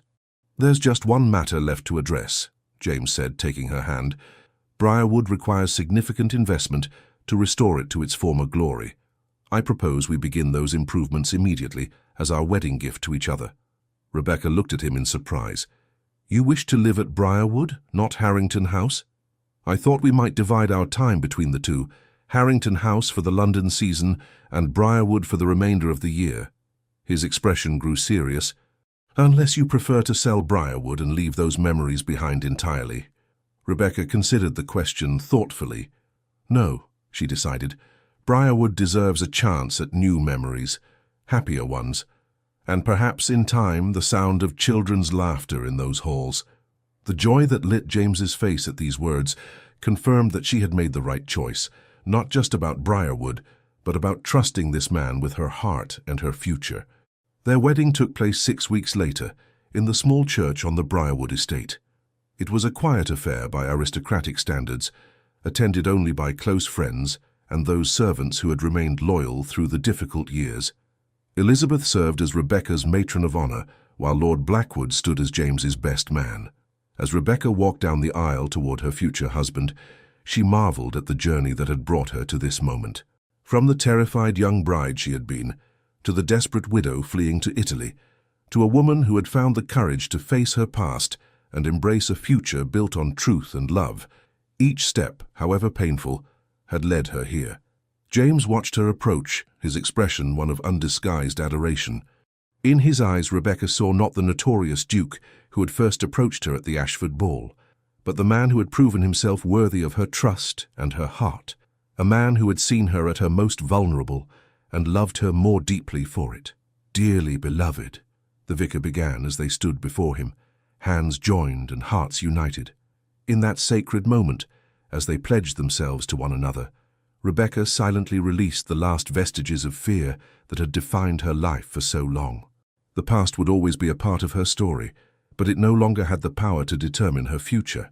As they emerged from the church as husband and wife, the sun broke through the clouds that had threatened rain all morning, bathing Briarwood's grounds in golden light, a fitting symbol for the new beginning they had created together. "Are you happy, my love?" James asked softly as they stood receiving the congratulations of their guests. Rebecca looked up at him, her heart so full it seemed impossible to contain such joy. "More than I ever believed possible," she replied, "and more than I ever dared hope for." In the months and years that followed, Briarwood was indeed transformed, not just physically as James's resources restored the estate to its former splendor and beyond, but spiritually, as the shadows of the past gave way to the light of new beginnings. 2 years after their wedding, the sound of a child's laughter echoed through those once silent halls, fulfilling Rebecca's hope for Briarwood's future. Their daughter, Victoria Elizabeth, was soon joined by a brother, Charles Edward, completing the family that both Rebecca and James had once thought beyond their reach. London society eventually tired of speculating about the remarkable transformation of the Duke of Harrington from notorious rake to devoted husband and father.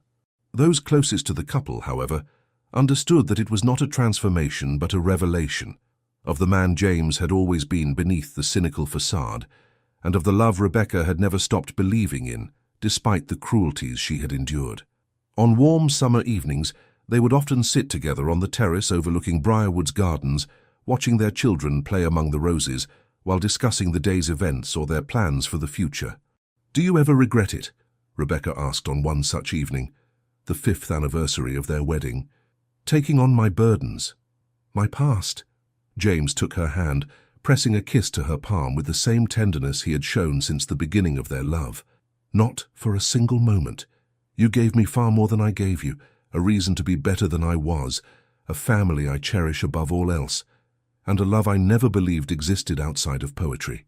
As the sun set over Briarwood, painting the sky in hues of gold and rose, Rebecca leaned against her husband's shoulder, surrounded by the life they had built together, a life founded on honesty, redemption, and the transformative power of love that sees beyond masks and mistakes to the truth of the heart within. For the mysterious countess who had arrived at a London ball amid gossip and murmurs, and the relentless duke who had asked, "Who is she?" had discovered together the answer to a far more important question, not who they had been, but who they could become when brave enough to reveal their true selves to each other. And in that revelation, they had found not just passion or companionship, but the rarest and most precious gift of all, a love strong enough to heal the wounds of the past and build a future neither had dared to imagine. The end. Dear listener, in the drawing rooms of London society, they believed they knew James and Rebecca completely, a rake who would never change, a widow with secrets too dark to share. How easily we place others in boxes, don't we? How comfortably we decide their stories have already been written. But what truly transforms Rebecca and James's tale from mere romance to profound wisdom is this: they refuse to let others define their possibilities. The most revolutionary act in their story isn't their passion or even their courage. It's their magnificent defiance against the notion that people cannot fundamentally change, cannot begin again, cannot surprise even themselves with who they might yet become. Isn't this the unspoken battle many of you face each day? The silent struggle against a world that attempts to diminish your horizons simply because of the number of candles on your birthday cake. How splendidly you prove them wrong. With every new interest you pursue, every bold fashion choice you make, every unexpected opinion you express, you shatter these artificial limitations. Like Rebecca stepping confidently into that ballroom despite the whispers, you claim your rightful space in a world that would prefer to render you invisible. Society tells a story about aging that is tragically incomplete. It speaks of what is lost, but remains stubbornly silent about what is gained. The exquisite freedom to care less about judgment and more about joy. The hard-won ability to distinguish between genuine connection and mere appearance. The courage to finally become who you truly are, rather than who others expected you to be. This is the true inheritance of your years, not diminishment, but emancipation. So wear that vibrant color that makes your eyes shine. Voice that unconventional thought you've been holding back. Pursue that unexpected passion that makes your heart race. Declare your love without reservation. Start that ambitious project everyone says is too much at your age. The most powerful message of Rebecca and James's journey is that our final chapters can be our most authentic, our most daring, our most truly alive. The greatest adventure of your life may not lie behind you in memory, but ahead of you in glorious possibility. Tonight, as you close your eyes, remember, it is never too late to surprise the world with who you might yet become. With boundless faith in your continuing story. Legends of the Fall Team, thank you for staying with us to the end. If this story gave you hope, a smile, or a quiet moment of courage, please subscribe, like, comment, and share. Your kindness truly keeps us motivated, from the heart, to keep writing tales filled with love, redemption, and surprising turnarounds. And don't miss what comes next. At the end of this video, another story from our channel will appear. Click it, and be surprised by more emotional journeys like this one.